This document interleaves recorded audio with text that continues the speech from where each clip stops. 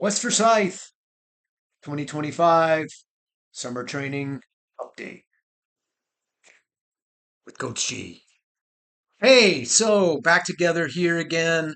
Do a little recap of sort of where we're at with our training, little recap of the week, and then a couple of fun tips for you going forward. So, a couple of things. We have covered a bunch more miles since we last got together. We came off of the break. Hope you had a good week on the 4th. And now we've been back together for a full week of training. So, how far have we as a team cumulatively covered now at this point? Over 5,000 miles. Roughly 20% of the distance around the world, which is pretty phenomenal and amazing. And if you left Cumming, Georgia, and if you flew on a plane in a straight line, where would that take you? It would take you to Istanbul, Turkey. What do you know about Istanbul, Turkey? Well, I'll tell you a couple of things. Number one, it's the only city that actually spans two continents. So it's in Europe and it's in Asia. So that's pretty cool. Number two, it's had a lot of different names over the years. Most famously, it was called Byzantium for a while. Then it was Constantinople, and now Istanbul and Turkey. And the other fun fact about Istanbul, Turkey is it's known to be like a city of cats. There are just like feral cats all over the place in the city, but the city's cool about it and they take care of the kitties. And so if you like kitties, if you want to go to a place that's in two continents, and if you like falafel and all those kind of really good stuff, then like Istanbul, Turkey is a place you want to go. And we as a team, if we stack together all the runs we've done back to back to back since we've had organized practice, we could have run there. If you want, if that's sort of so far away, it doesn't really make a whole lot of sense for you to want to put it into like boundaries you might be able to understand a little bit better. Our 5,000 miles would have taken us from Cumming, Georgia to Seattle, Washington, and back to Cumming, Georgia, and then about halfway back, like maybe somewhere in the middle of Nebraska. So it just shows the power of like what we can do and how each person is making a contribution towards our entire team, learning about running, starting to get a little bit more fit, and progressing towards what we hope is going to be a phenomenal season for everybody. So awesome. Last week, just a little recap. On Monday, we did a 20-minute run on the track, and everybody was at different places. So some of our more experienced athletes were doing it in a tempo, a little bit faster running fashion, where every 5 minutes they were cutting it down. Some of our newer runners were just going to try a little bit harder every 5 minutes, and then some of our brand new runners, hey, their task on the 20-minute run was like just keep moving, one foot in front of the other, be able to run completely 20 minutes without stopping. So I thought it was a really good effort by everybody. And one of the things we talked about is how, some things we're going to ask you to do are going to be challenging, and how like workouts and long runs and races aren't anything you should be like scared about and freaked out about and trying to measure yourself and, did I do good? Did I do bad? But just look at it as like, hey, this is a challenge, and that we want to be the kind of people and we want to be the kind of team that's up for challenges. Tuesday over at Fowler Park, we did some hills, but they were a little shorter than what we've been doing. So they're only about 150 meters long. And then we asked the athletes to go, pretty zoomy up that 150 meters. And then we had a recovery loop that went around the fields to where the entire thing was about 600 meters. In terms of the track, that would be a lap and a half on a track. And we did that continuously for a while. And depending upon where you are, determined on how many of those hill that you did. But what I saw at practice was a lot of really good effort. People were trying hard. They were running really fast up that hill, and they were getting together in their smaller groups and being encouraging. And that's definitely what we want to see. Hills are a really important part of our training, both physiologically in terms of what they do for building stronger bodies, especially your backside mechanics, your hamstrings, your glutes, some really big, powerful muscles that help you really learn how to run fast and drive your body forward. And then psychologically, again, like, hey, that's a hill. It's not flat. It's a little tougher than running on the flat. And we're training both our body and our mind, which are the two things that you need to do to be able to be successful when you're running a 5K cross country race. Wednesday, regular running. Thursday, we did It wasn't really our first workout of the season because we have done other things that have been challenging, but it was the one that most closely sort of represents what a typical workout will be once we get into the season and into a regular rhythm. So we did 800-meter loops down there on the Fowler Fields, so 2 laps on a track. We were doing them at a pace that was challenging enough to where you could tell like it was starting to get a little tough. We talked about it being like on a scale of 0 to 10, 0 sitting on your sofa watching your favorite Netflix film, 10 being like kill me now, like I can't believe like I'm sprinting as hard as I can and I'm about to die, that it should feel sort of like a 6, 7. So, and for you goofy middle school people, no, this is not 6, 7. It's actually a 6 or a 7.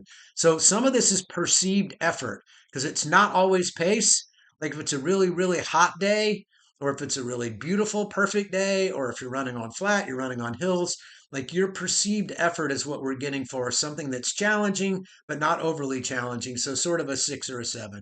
And we talked about some really important things about workout days.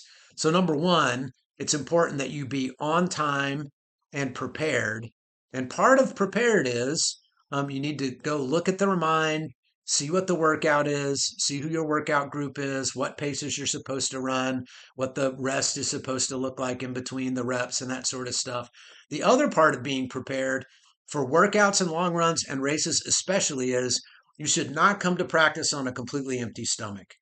You need a little bit of energy in your system. And if the last thing you had to eat was dinner at 6 or 7 o'clock, by the time you roll into practice almost 12 hours later, your tank's a little empty. So we talked about getting some carbs, like protein's not important before, protein's good after, but some carbs. It might be something as simple as a piece of toast with a little jelly on there. It might be, a half a glass of some sort of a sports drink, Powerade, Gatorade, or something like that. There's a bunch of different ways where you can just get a little bit of carbs. Bananas work for some people, they don't work for other people. Some people mess up their tummies, but you just need a little bit of energy in the form of carbohydrates, and it will make your workout way better, I promise. And then, secondarily, it will allow you to recover better from that workout. So, on time and prepared. And on time is going to be especially important once the season starts. So, parents, if you're having to drive your kids to practice, when we say practice starts at 6:30 once school starts, that means that is when practice starts. That's when the coaching staff will say, like, okay, you've seen the remind, you know what your workout is. Go do your 10-minute warm up, and we'll see you up there at the field to go start the workout. So if you arrive at 6:35, the athletes will be about 4 minutes into their warm up already because we have to be like really on point to be able to accomplish what we need to get done at the workout and still give your athletes time to get home, get some breakfast, shower, prepare for their school day and that sort of thing. So on time, prepared. The second thing we talked about is that every single run that we're going to do between now and the end of the season in October for some and November for others, every workout, every run has a very specific purpose. So one of the things that you need to do is to try to execute the workout as planned, which means number one, you have to know what you're supposed to do. Number two, you have to um, be responsible for it. So you need your stopwatch. You need to be able to say, okay, I was supposed to run that half mile in 4 minutes. I ran the first one in 3:40. Oops, got a little carried away, ran too fast, need to adjust and kind of get back to the right time. So you need to, know what you're supposed to do and then course correct as necessary to execute the workout as planned. And then also, you've got a responsibility to your workout group. So as we get more and more knowledge about all the athletes, we kind of get an idea of how we can group people up who are sort of in the right place in terms of their training and their ability so they can be good workout partners. When you're in that group, um, you should be encouraging. You should literally say things out loud to your group before, during, and after the repetitions that we're doing that are encouraging the members of your group. You should try to keep up and stay on pace, with your collective group. Sometimes it might be your job to keep track of the rest. So maybe we're doing 800s in 4 minutes on 2 minutes rest. Well, somebody in their stopwatch has to figure out, like, okay, when is the 2 minutes up, and when do we need to get kind of rolling again or whatever. And also, sometimes you have to do your turn at the front of the group. What typically happens in groups is the person who's either the most experienced, or some people just like to run in the front for whatever reason.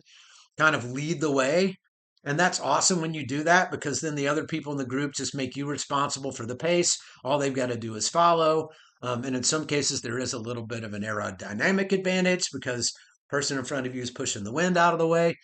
But you shouldn't be the kind of person in your group that just always lets somebody else lead and never takes your responsibility at the front. So, on time, prepared, execute the workout as planned, and then be accountable to both yourself and to the group to try to execute the workout as planned. So the more we talk about this stuff now, the more well-oiled machine will be so that when school starts, the coaches, like you almost won't need us there. We'll just be there to supervise. Like, okay, y'all know what you need to do. Like, let's go, let's get rolling. And then we're a well-oiled machine and everybody's just kind of cranking through the workout and doing it efficiently and effectively. Um, Thursday was the workout day. Friday was Popsicle Friday. I was able to get some at this grocery store that actually were sort of healthy, and some of them didn't have a bunch of sugar added. They were really made out of like real fruit and stuff. So I hope you enjoyed them. I didn't get a chance to eat one, but I hope they were good. They were on sale, which was my favorite. And then Saturday, long run. Again, I'd like to see more participation in the long runs. It continues to be Saturday, our day of the week where we have the fewest people participate. I know it's summer and sometimes you're doing other things on Saturday. You're headed off to the lake and doing other kind of stuff, but please don't not come to Saturday because you don't have a ride, because there are people who will give you rides there. Those long runs are very important, as we talked about last time, both in terms of challenging yourself mentally to run a little further than you have in the past. And also, it does some really important things biologically to transform your body and make your aerobic machinery more effective in delivering highly oxygenated blood to your working muscles, which is the whole point of training. Like, that's the reason why we do it. And that's how we get faster and faster. That's what it's called to be in shape, is when you've done these things that literally transform your body from the inside out. So great week. Great week. Looking forward to everybody coming back next week if you're not on vacation. We're starting to progress towards, times when things get real. 3 weeks from now, we'll have our 2 mile time trial over at Chattahoochee Point Park, where we highly encourage parents, siblings, other family members, friends to come out and kind of cheer and support the athletes because it's like a mock race for the kids. Like, they're in uniforms, they've got their racing shoes on if they have racing shoes, and they're trying really hard for the first time, and it makes a big difference to have happy, smiling faces out there and people cheering for them. But all that stuff's coming up, so please come to practice as much as you can. Stay on course with what we're doing with each one of those workouts that have a purpose, that are building towards the season, to be able to have your best season ever. Two last things, and then I'll let you get out of here. So, number one, we're at the point of the season now to where we're going to really just have to insist that every one of our athletes have one of these things right here, stopwatch. You got to have it. You just have to. Every single thing that we're going to do in cross country is based off of time. And if I tell your athlete to go run for 30 minutes, how are they supposed to know how long 30 minutes is if they don't have a stopwatch? And it's not fair for them, especially as what you're trying to do. A big part of high school, honestly, is taking people going from being kind of kids to young adults who are capable of being responsible, managing things appropriately, and making good decisions. So if every single time you go for a run, you have to ask your training partners, like, how far you're running, like, that's not being responsible. You have to be responsible for yourself. And then definitely for these workout kind of things, there's no way our athletes can know if they're executing the workout the way that it was intended if they can't press a button and go like, okay, that was the end of that first rep. I was supposed to run 4 minutes and I ran 4:20. Like, uh-oh, okay, oops, I need to try a little bit harder on the next one. So next week, you'll have a little bit of a hall pass. If you show up for a practice day and you don't have a watch, we will remind you. Once we get to the next week, not to be mean, but just to insist that this is an important piece of equipment that goes along with running cross country. Just like if your kid played baseball, they couldn't show up without a glove. Like, this is our glove. This is our football helmet. This, other than shoes and clothes, this is the only thing you really need to do our sport. So they need a watch. So we get to that following week. If your athlete shows up and they don't have a watch, we're going to turn them around. Oops, call your mom to come back and pick you up, or go drive back home or whatever, but you cannot do what we're asking you to do if you do not have this important piece of equipment. So if you have any questions about watches and what's good and what's bad and what you should buy and should you invest in a big fancy Garmin watch or should you not, please ask your coaches. We've all had a bunch of these things and we can give you some really good information. I will say, if you are going to invest in a watch that has GPS and all kinds of fancy capabilities, I'd really suggest that you get a Garmin. There's lots and lots of advertising going these days for a watch called a Coros, and I'm sure they're terrific. I'm sure they do wonderful things. But one of the big problems with Koros right now is they do not interface very well with Strava, which is an app that we use to be able to look at all the information. It has like a map of your run and paces and heart rates. And if you've done a workout and you've hit splits on there, we can go back and look at each one of those repetitions and see how close the athlete ran to what they were assigned to run. And the Koros stuff, it just doesn't work with Strava at all. So if you're going to buy a big fancy watch, I would suggest at least now or until somebody tells you that it's working better with Strava to go Garmin instead, because that's an app that seems to work really great with Strava. And then final, and I'll try to do this pretty much every time, which is a nutrition tip. Um, I don't know when I became team nutritionist.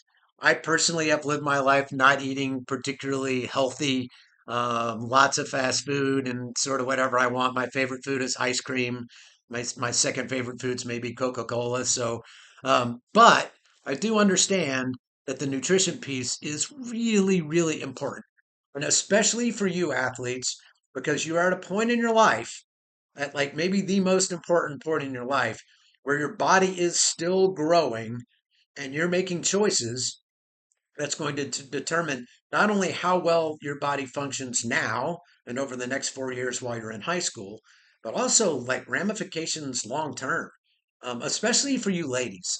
There are things like if you don't get enough calcium in your diet now while you're young in your teens and in your early 20s, like you get to the point to where you can't really do much about it as you get older, and it can lead to some pretty, challenging problems with your overall bone health going forward. So speaking of bone health, we've got some athletes already that are starting to complain about shins.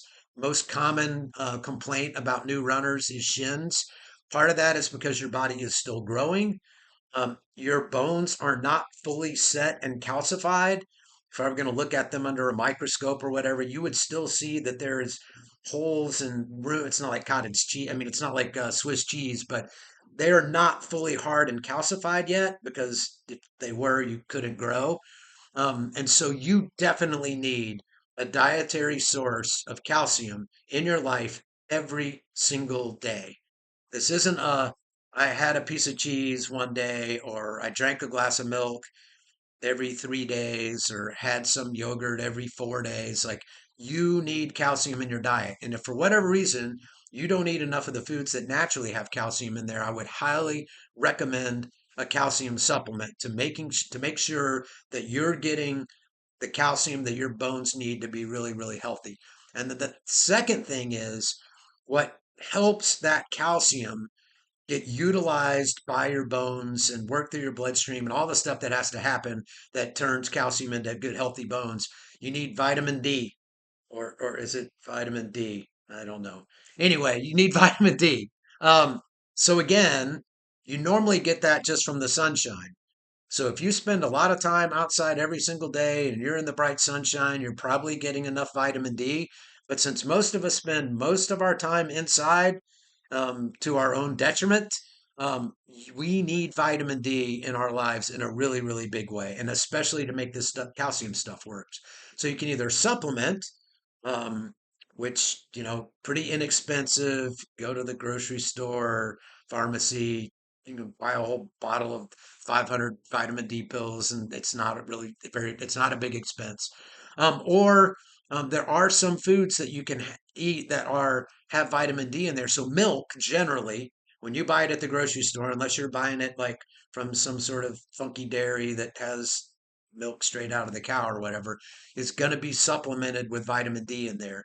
And so if you are a milk drinker, if you can just drink regular old cow's milk, it's awesome because it's got whey protein in there, and young athletes with growing bodies need that protein. It's super duper important. It's got the calcium that you need. It's got the vitamin D. It's like all in one like neat little package. And if you're gonna drink milk, one of the very best times that you can have milk is right at night, right before you're getting ready to go to bed. Right before you're getting ready to go to bed. Two reasons. The first is because your body is at rest during that time, the whey protein, the calcium, the vitamin D, and all that other sort of stuff can more easily be absorbed and utilized by your body because you don't have anything else going on. So your body's like, yep, all right, here it comes. Here's the goodness. Here's the protein. Here's the stuff we're looking for. The second thing that's helpful with milk is it tends to make you a little sleepy. So if you have trouble going to sleep and you don't fall asleep right away, it's going to put you like in kind of a good mood internally, biologically, to be able to like, okay, talk right out, have a good night's sleep. So that's my nutrition tip. You need calcium in your life. You need vitamin D in your life. And if you want a quick and dirty and easy way to get it every single day, that's not only going to be good for your body, but also help you sleep a little bit better, big glass of milk right before you go to bed at night. All right, that's it for me this week. If you still paid attention to the end, I appreciate you listening. There's so much stuff we need to teach new runners and even runners who've been around for a long time. And we can't always do it at practice because everybody's not at practice. So hope you got a little something out of this. And we look forward to seeing you next week. Coach G, and I am out.